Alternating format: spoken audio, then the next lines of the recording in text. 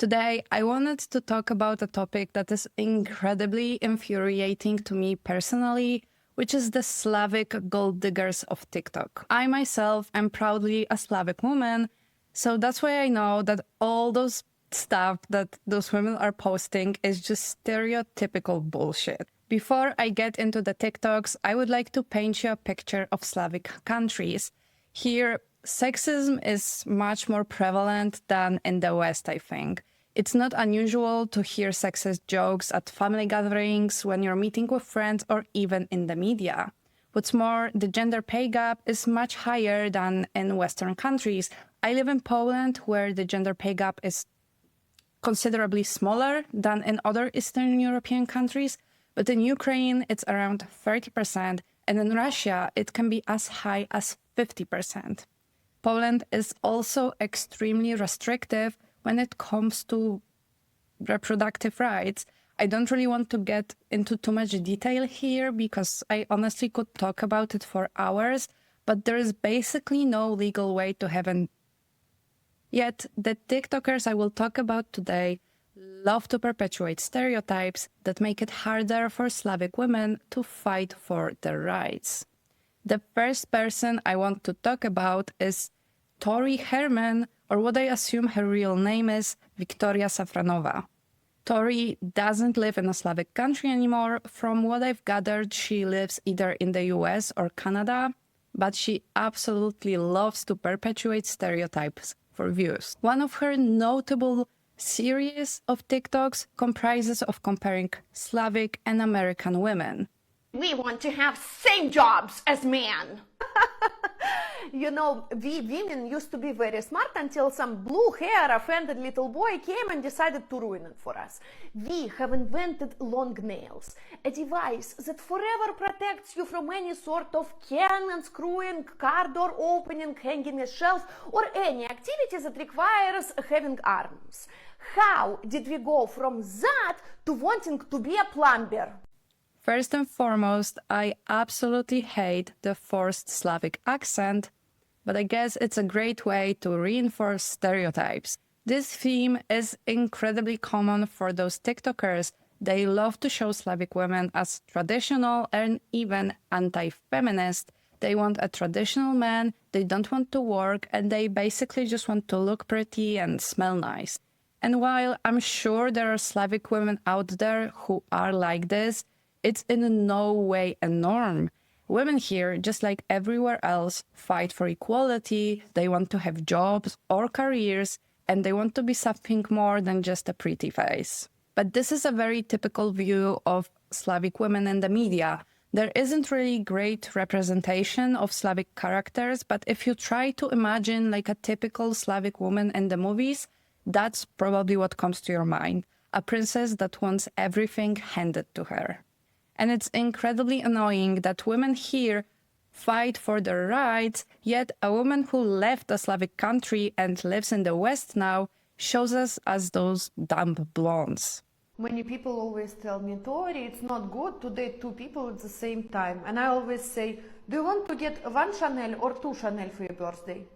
Also people say, Tori, you shouldn't be looking so stupid, no man will want to be with you. Do you understand that we are talking about creatures that have to hold their genitalia in their hands in order to pee and still do not make it into the toilet? While in some TikToks, Slavic women are shown as anti-feminist, in others they are shown as misandrist. They don't respect men, and they treat them almost like a lesser species, or they think of them as basically walking wallets. Like I said before, women here want to have their own money and be independent, but because the gender pay gap is so notable, it's much harder to achieve. That's why many women are still dependent on their husbands, whether they like it or not. And I can assure you that a lot of them would rather not be, because domestic is still pretty common, and a lot of women cannot leave difficult situations because they simply don't have the means to. Turning it into a joke and trying to perpetuate this narrative that suggests that women here would rather use a man for everything than work for it themselves has an incredibly negative effect on how people see and treat us outside of Eastern Europe, as well as here. So sorry, like it's not you, it's me. Oh, no, Kevin, it is definitely you, not me. You are like a stupid bee that on a flower instead of making honey from it, and the flower is sick of the bees. Stay here until you find your place. Please feel comfortable. It's your place too, even though you never paid for it. Your pathetic belongings are outside, so please grab your tiny hairy balls into your little mosquito arms and go enjoy your unpleasant existence. Maybe after a little break, we can see if we can work on this. I want you to understand, my pathetic boomerang, that even if somehow you put yourself into Brad Pitt's body, I'm still not going to take you back. I hate all those TikToks where women in Slavic countries and American women are showed as like complete opposites. It's harmful to both sides. Slavic women are shown as those anti-feminist mean bitches who only care about themselves, and American women are shown as compassionate, which is apparently their weakness. None of that is real though, but it plays really nicely into the misogynistic idea of women, especially Slavic women. And I think Tori's main goal is just to get as many views as possible. So I don't know, I guess this works for her. Another woman I want to mention today is Christina Kataman.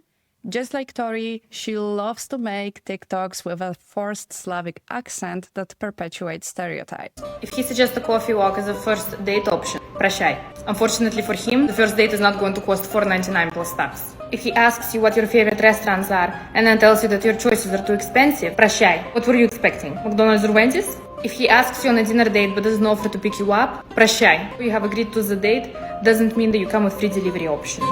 What those TikTokers love to do is to show how different Slavic and American standards for dating are. But since, just like Tori, Christina had already moved out of Eastern Europe, maybe she doesn't know how dating actually looks like here today. Slavic women don't go on dates to force a man to spend as much on them as possible. I don't think that's ever been the case, but just to give her the benefit of the doubt, let's just say it changed and it's no longer true. And a walk in a park is a completely acceptable date. Also, that whole thing about a man having to pick up a woman for a date is incredibly creepy, especially if it's like the first date. Why would I want a man I don't know coming to my house? Like, ew. Not answering. He must be busy. That's all right. He'll call whenever he's available. And here we have another stereotype that sets Slavic women back. It is very common in Eastern Europe to think of women as overly emotional and prone to anger. Men often use this argument to withhold important positions from women, but also to not let us make important decisions. And those TikTokers absolutely love to agree with the stereotypes that let men treat us like this. What to do if guy paid for a bill on first date and said next one's on you? You know that thing you do on a treadmill called running? You run away from him. Far, far away. Even if you are wearing heels, because I know you girls can run in heels, you run away from him. And if it was a joke, can we agree on like a societal level that it's almost as funny of a joke as when people say, see you next year on December 30th or 31st? It's not funny.